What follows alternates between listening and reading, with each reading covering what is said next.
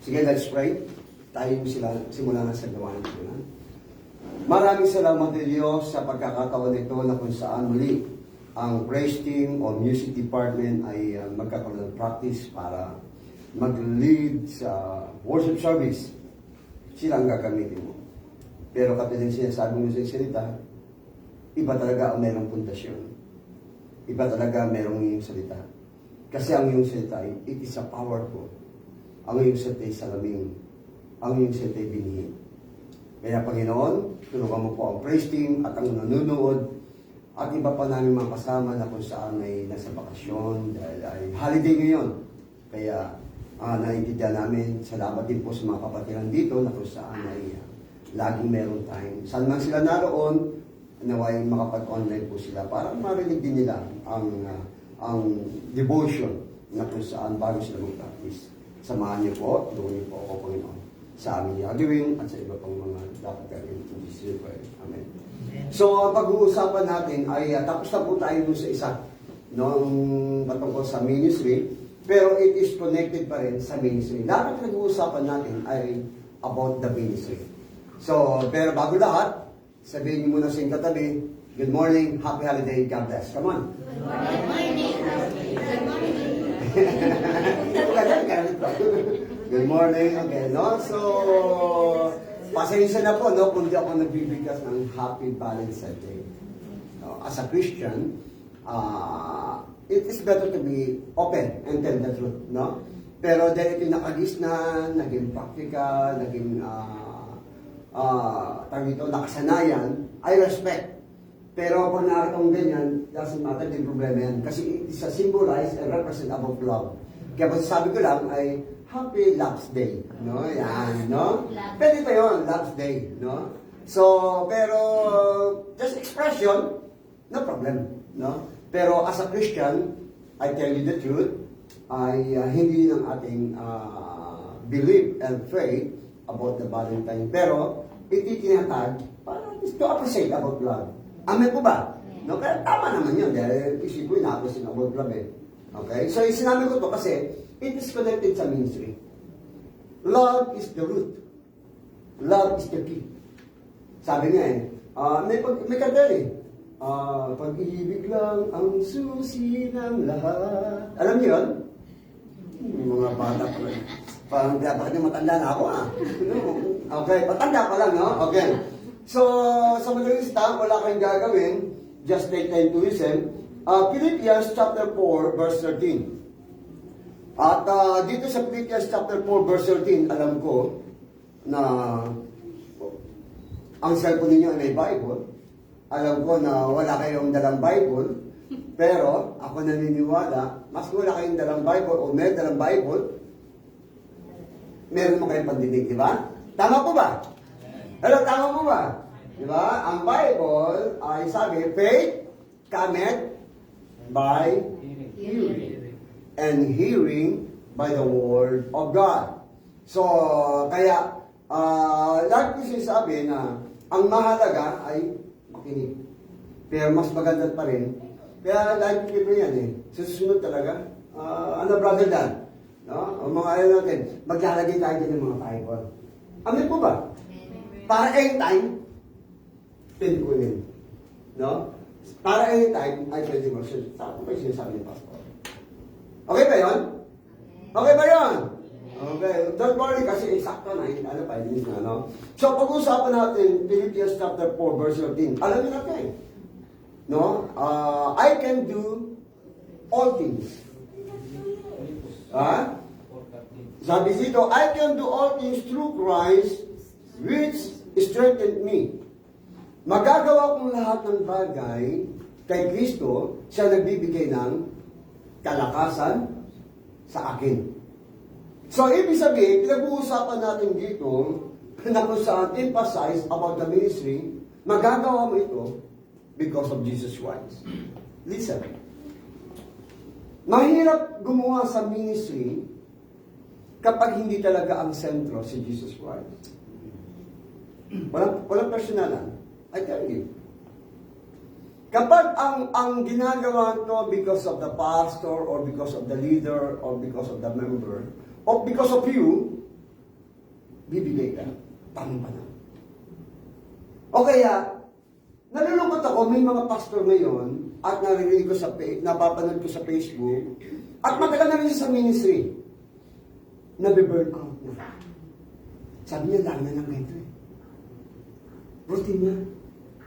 Naging hobby na. O ibang tao dito ay nagiging ritual na. Pagod na ako. Pero ano ba kayo? Ano yung bakit? Sabi mo, Pastor ano? Pastor bakit? Nakalimutan na ang Philippians 4:13. Pag nakalimutan mo ang Philippians 4:13, tamang panahon. Maybe, I don't know. Maybe. Kaya ang iba, 10 years. Wala na. Ang term nila, ang measure or dimension, sinunukatan na nila doon sa naging routine na lang. Naging hobby na lang. Di ba? Di reality, di ba yung sinunod-burnout tayo? Hello? Why? Because forgotten the name of Jesus Christ. Kaya kung alam mo pagod ka na, napapagod ka na, routine ka na, naiimmune ka na, remember, Lord, I can do all things who give me strength. Nalungkot ako yun. Marami sa kanya nanonood, nakinig. Wala na siya sa ministry. Wala na siya sa church. Bakit kami? Kami naman eh. Gawa lang ng tao yan. Isipin mo, man-made lang yan eh. Siyempre, gagawin ng tao, pero para sa Panginoon. Kaya importante yung Philippians 4:13. Ready, begin. Philippians 4:13. Ready, begin. Philippians 4:13. I can do all things through Jesus Christ who strengthen me. Magagawa kong lahat ng bagay nagbibigay ng kalakasan kay Jesus Christ. So, pag alam mo na beberahan ka na, Lord, burn out na ako ah. Pero because of you, magagawa ko. Habit ko to ah. Lord, gagawin ko because of you. Napapagod ako kasi pag di napagod. Human speaking, napapagod. Tama? Pero ang kinaganito, pagod ka pero malakas ka pa rin. Ito yung pagod na hapuhan. Nasubukan niyo ba yan? Nakakapagod na. Kaya pag ikaw napagod na, hindi mo kasama si Jesus, give up ka. Okay lang, di ba? Konti na lang. 1-2 minutes na kasi na-interview. Totoo yan. Dumating sa buhay namin. Kaya marami, how many times ang ibang pastor, ibang minister leaders? Pero listen, sabi ng Biblia, ang sa Diyos, babalik sa Diyos. Pag tinawag ka, naglaylo ka, pero alam tinawag ka, babalik ka. Pero sabi ng Diyos, pag di ka bumalik, dalawa lang yan. Baka hindi ka tinawag ng Diyos. Baka natula ka lang. O kaya baka nakalapit ka lang. O kaya pinarasa ka lang. Pero maski pinarasan ako lang, pero nag-volunteer ka, babalik ka at babalik ka. Hindi ka makakatakas. Hahanapin mo pa rin yun. Babalik ka. Nagtatry ka, pero bilang naalala, na-repress ka, na-challenge ka naman, ibig sabihin may calling ka. Pero pag hindi mo pinarasan yan, paling ka ng Diyos. O kaya kunin ka na lang sa mundo. Bye-bye. So kapatid, it is biblical, right? No, kung hanggat ano, can do all things. Gawin natin para sa Panginoon. So kapatid, isa 1 minute, pag-uusapan natin, yung 6 to, pero isa lang muna. Magagawa mong lahat ng bagay, number 1, F7 to, no? Sino may visit itong F7? Kasi merong F2. Merong F4. Mga friend, ha? F6, eh ako F7 na. Hindi, dito ko eh. No? Hello, ano ba kayo? No, ganyan, pastor ninyo, advance, no? Okay, number 1. 30 seconds na lang.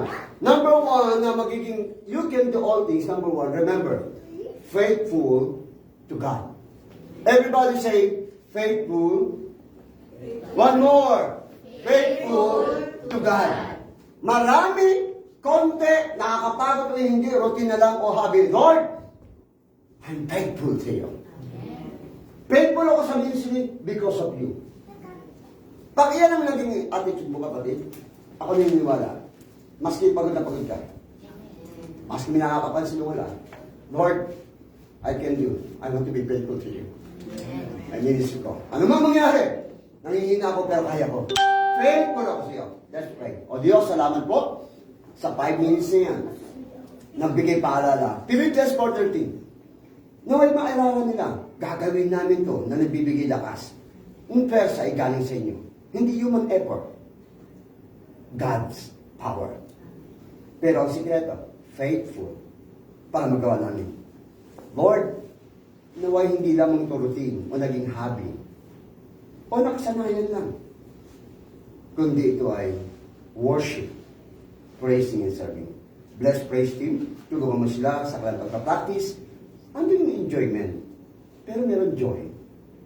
Ang relationship ang the best. Ang flexible manner. Bless them at magamit mo sila at patuloy sila magpagamit sa iyo. Faithful to you. Faithful to ministry. Faithful sa bawat sa in Jesus' name, pray. Amen. Okay, practice. Walang jamming, kundi practice. Big po tayong lahat. Big po. Okay, thank you for watching. Oh, my lovely wife, Nora. Thank you. Tapos ang devotion. Mamaya ulit. God bless. Oh, thank you. Amen. Sige po, sa mga ano. Isama mo baka na ikaw? Sige po, may time po kayo. Ano daw? Opo. Okay.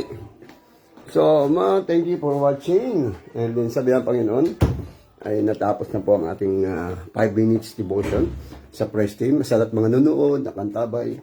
At yung sasabi ko, biblical, magagawa natin lahat ng bagay, magiging tapat tayo sa Diyos. Siya nagbibigay ng kalakasan sa atin. Kasi sa lahat ng mga nanonood, konti o marami, nalilate o hindi, o kaya ay pagod, maraming iniisip, may mga siniranin. Pero kung naalala mo, Lord, I can do all things. Nang bibigay ng strength. Lord, I want to be faithful sa iyo. Faithful sa ministry mo sa amin. Faithful sa lahat ng bagay.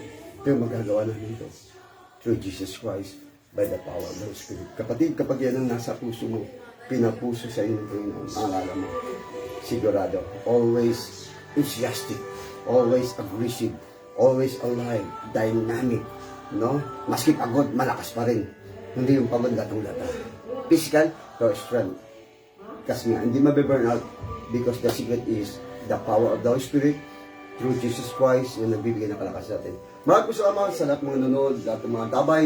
Pagpalain po tayo ng Diyos, pagpalain po kayo na lang po kayong sawang, na laging umantabay, laging manood, pakinig. Mamaya po, sa worship service po natin, at mamaya rin po, meron po tayong training, skills learning program, Making Aroma Candle. Maraming po salamat, God bless you. Sa mga nanonood, especially sa aking family, Judah, Johanna, Jaja, and beloved, at ang aking lovely wife, si Nora, at sa lahat ng mga kapatiran, at sa aking buting station manager, Mampe. Maraming salamat, God bless you. At sa lahat ng mga nanonood, mga kapwa ko, pastor, kapwa ko manggagawa, ang kapwa ko ng nagpo-broadcast. Saludo po ako sa inyo lahat. Ito ang ating media broadcast ministry, Kakampi Online. Saludo ako sa inyo lahat. Kuya Ace, Brother Ace, and Pastor Ace, ito ang ating buhay lifestyle. Hanggang mamagitan kung ito kailangan, hanggang magayag basta sa katatangan, at hanggang makipag-unayan sa abot natin ng kakayahan. See you next time. Mamaya po, balik ulit tayo. Bye-bye.